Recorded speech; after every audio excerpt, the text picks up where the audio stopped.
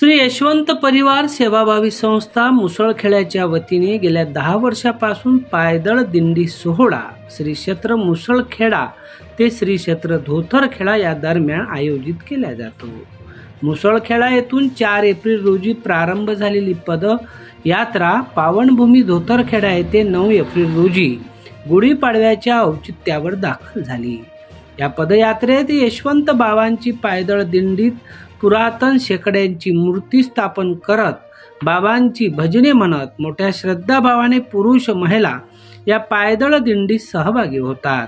या शेकड्यात बाबांची मूर्ती अत्यंत शोभनीय दिसते।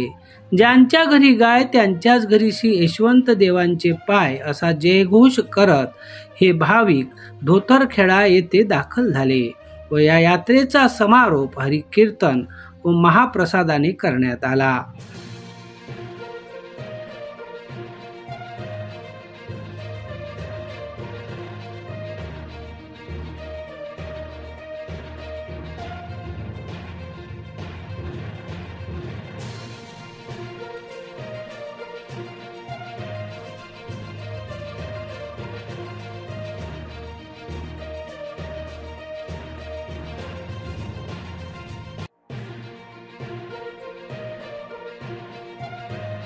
सानू खान सह जितेंद्र रोडे, अध्ययन समाचार लाईव्ह, परतवाडा।